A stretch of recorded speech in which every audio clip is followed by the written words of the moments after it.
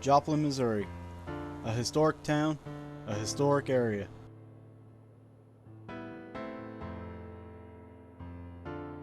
Like most cities with a past, the tragedies are not forgotten, and the people have persevered.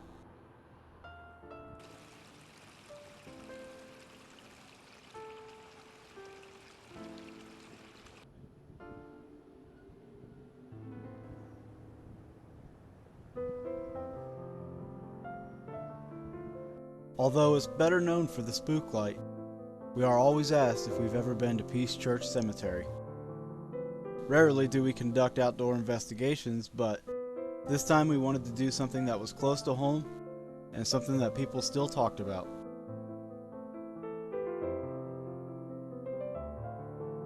Recently, this once abandoned cemetery received a breath of fresh air as a local group began work to preserve it.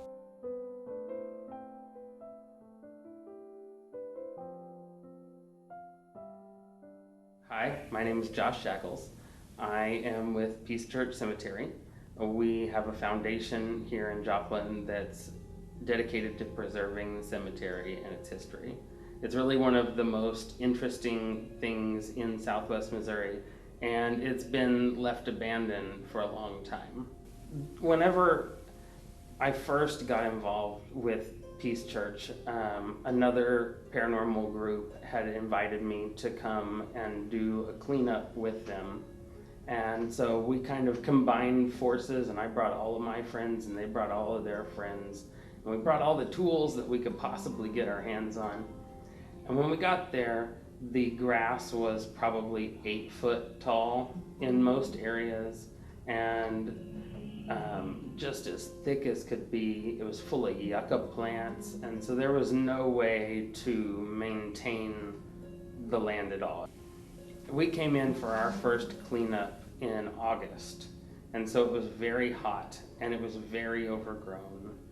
And after 2 days of work and breaking just about every tool that everyone brought with them, we made it 12 feet into the cemetery.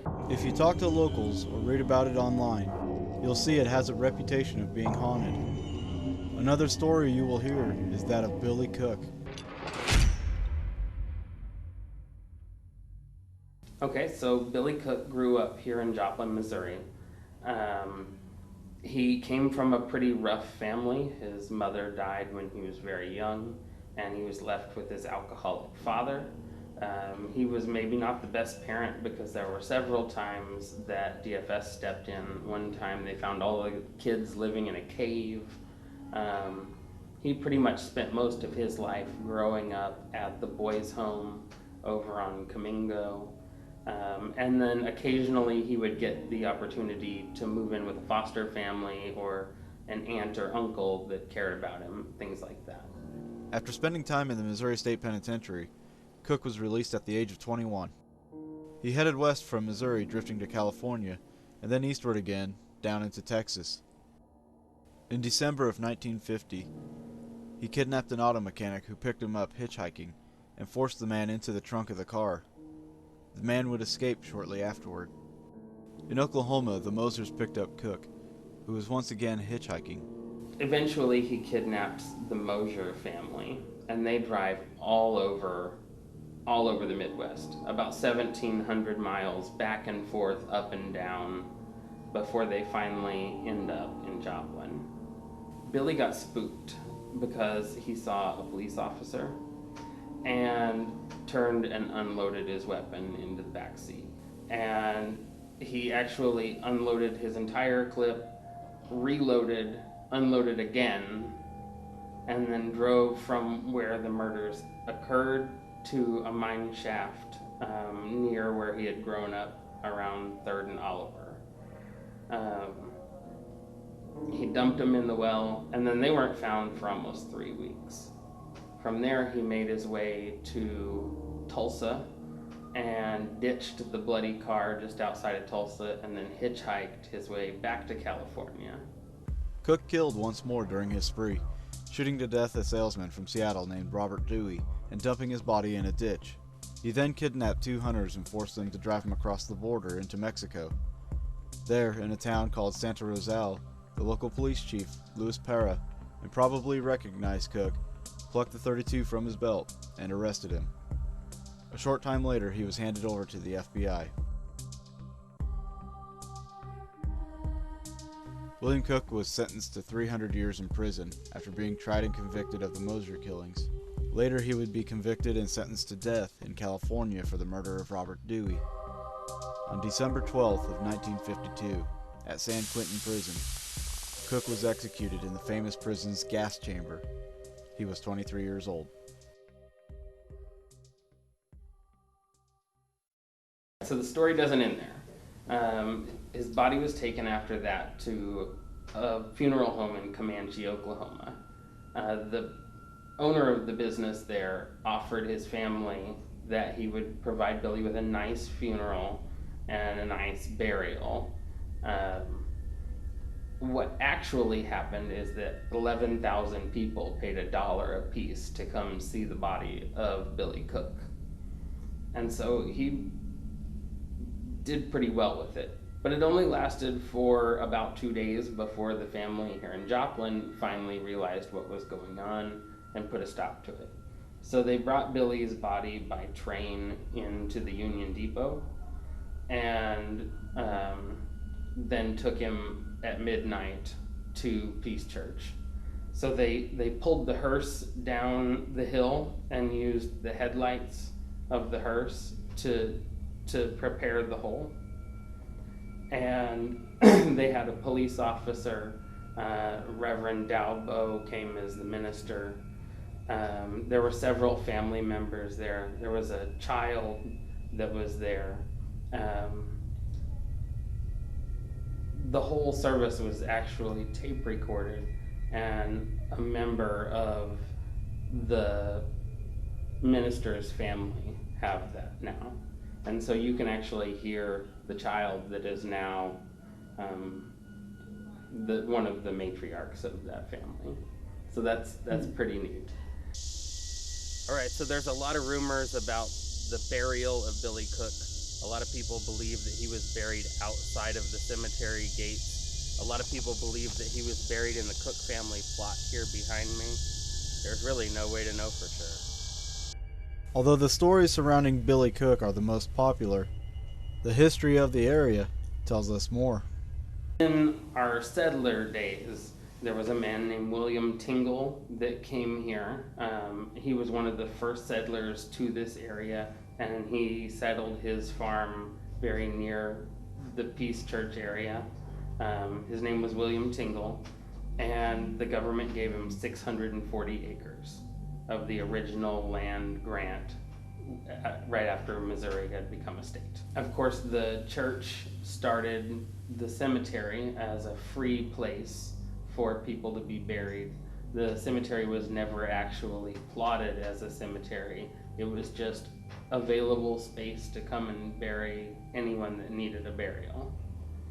And so it was very much a pauper's field, and a lot of children and poor people were buried there. On May 18, 1863, Union forces were surprised while on a foraging expedition from Baxter Springs and massacred by Southern guerrillas. 15 soldiers from the 1st Kansas Colored Infantry and 3 from the 2nd Kansas Infantry were killed and their bodies mutilated at the Raider Farm near Sherwood. The next day, Union troops from Baxter Springs arrived and had the bodies burned in the Raider farmhouse. The commander then ordered every building within a 5-mile radius destroyed, which included the town of Sherwood.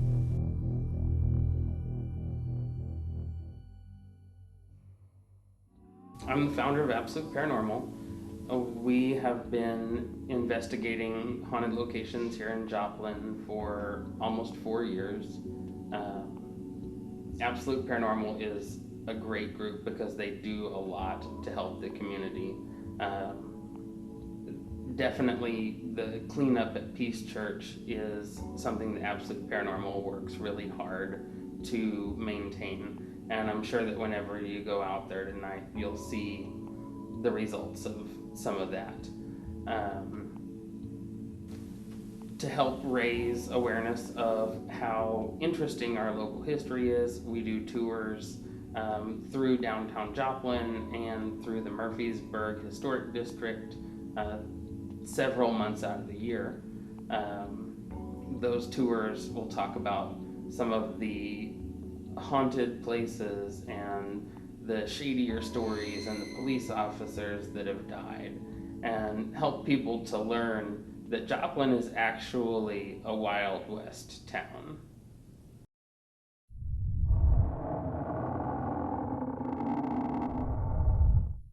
All right, so we've had a ton of experiences because we've investigated out there 50 times or more.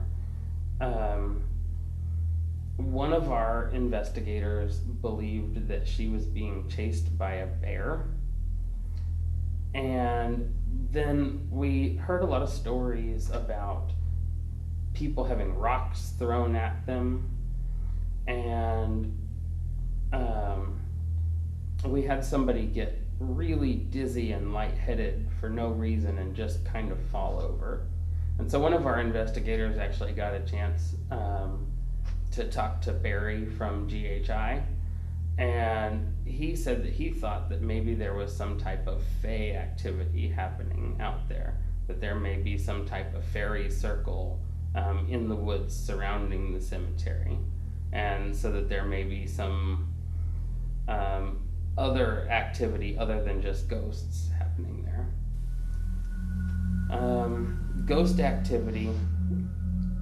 The tomb of Laura Brown, which is basically at the corner of Desecration Drive, as the neighbor has termed it. Laura Brown's tomb has always been the most active place. Every time we get EVPs there, we get EMF readings there, we've seen weird things on thermal, people have seen shadows moving around in the woods. We had one investigator that saw something and got so scared that she just ran straight through two people, knocking them both to the ground. Most of our people that have reported shadow apparitions and creatures that are moving around is right up in that area around that big tree that's dead in front of us. We actually had one case where somebody saw it, they screamed, they ran through two investigators that are right here, knocked everybody to the ground, and then she got up and still ran all the way to the car and sat in the car until somebody would take her home.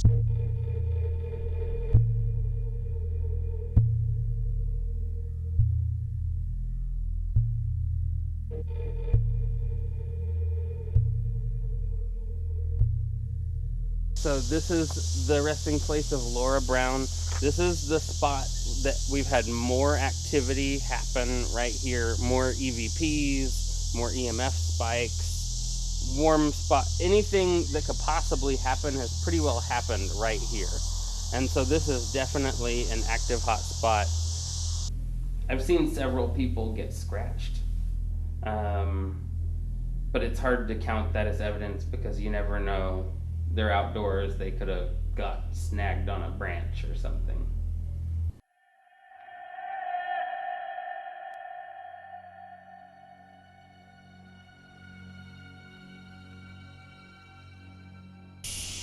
This is one of the worst tragedies about this place, is that somebody came in here with a sledgehammer and just tore out the whole back side of this. I don't understand what would possess people to do that. They also punched a hole clear through this side. So we really need a brick mason to come in here and put this back together. We're lucky that it hasn't gotten worse. Okay, so a lot of people know this as Peace Church Cemetery, but as you can see, the sign says Peace Cemetery.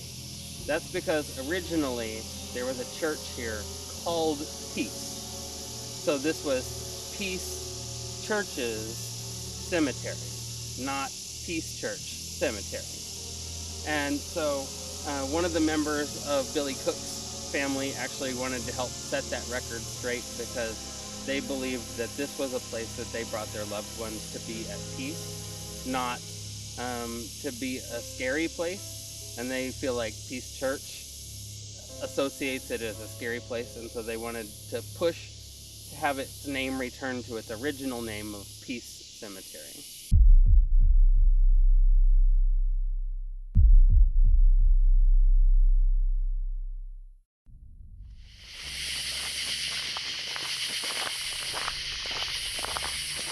All of this area right here, like where that dead tree is the place where they say they see the shadow figure.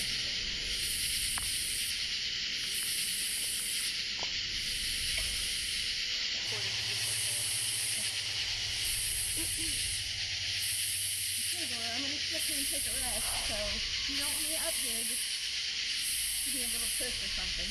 Not too hard.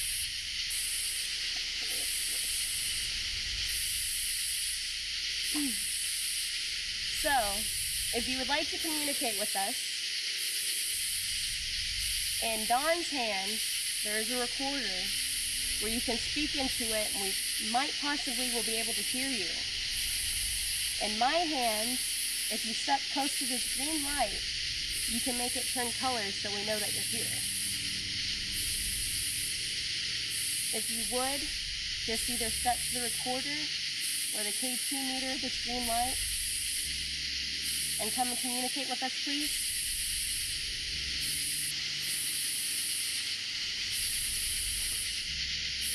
And get I am here, like that.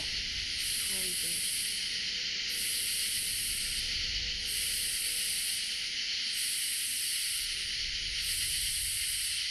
Is there anybody that would like to communicate with us?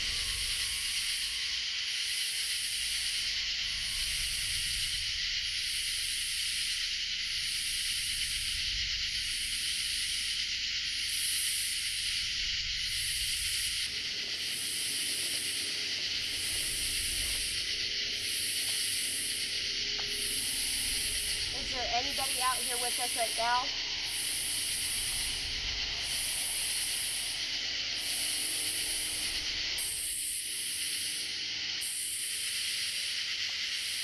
Yeah, there's a bug like really close to right here, and it's like,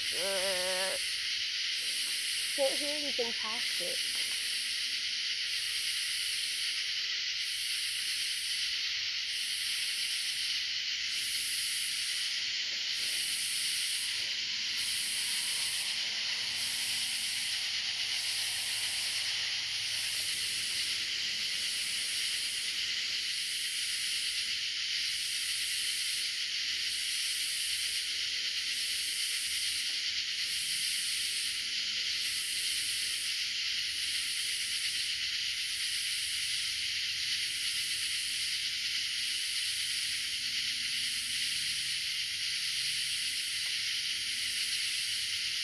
That little a-hole keeps flying like right into the microphone and I can't hear anything.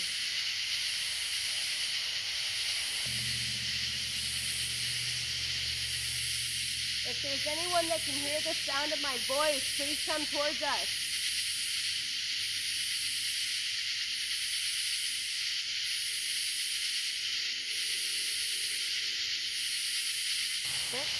Maybe try to do this later. Okay. Like later on in the night when maybe not so many cars will be going by. Go ahead and go to the cook, please.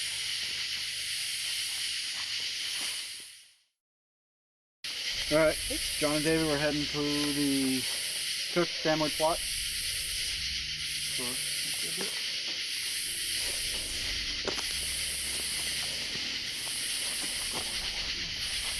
The rumor has it Billy Cook was buried either outside of the cemetery, outside of the family plot, or in the family plot. So, I guess we can try to address any Cook, really. If there's anybody here who can hear my voice, I'd like for you to come towards it.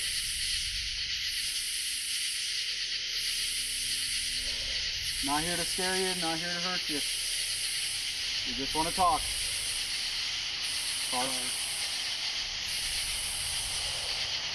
We are searching for Billy Cook. If you're here, can you tell us that you're here and say something to us?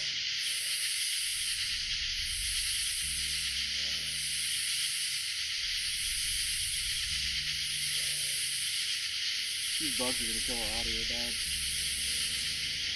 Then again, it could act like a white noise. Yeah.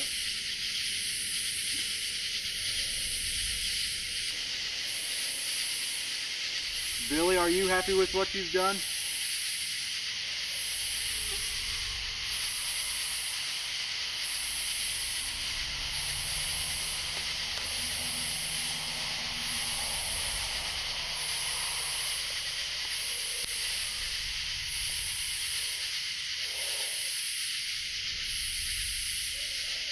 Billy Cook, you murdered an entire family. Do you have any remorse? John and I started off in the Cook family plot. Later on, we decided to move to another location in the cemetery, and that's when things got interesting. If anybody out here can hear our voices, can you show us a sign?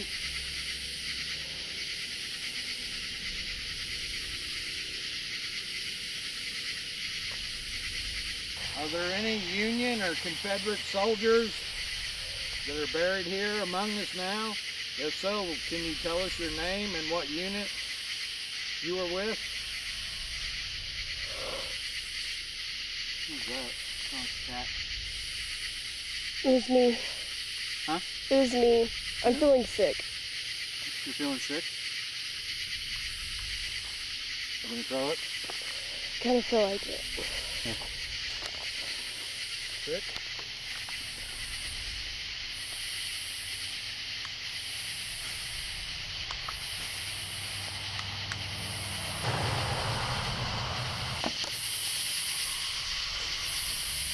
Did it just start coming on?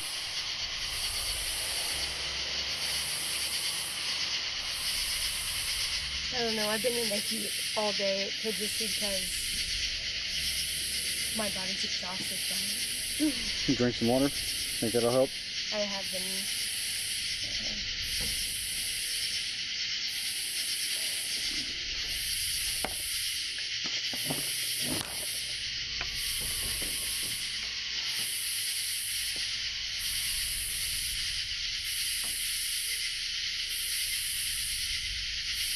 Well, that is one of the claims out here. People get sick out here. Could be the bug spray too. It might be something in the spray that doesn't agree with you.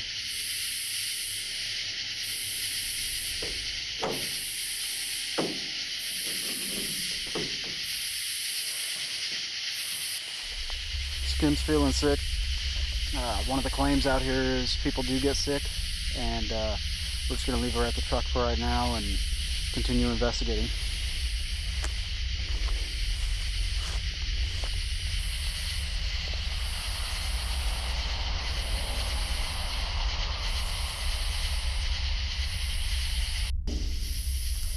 So we were walking out that way towards some graves.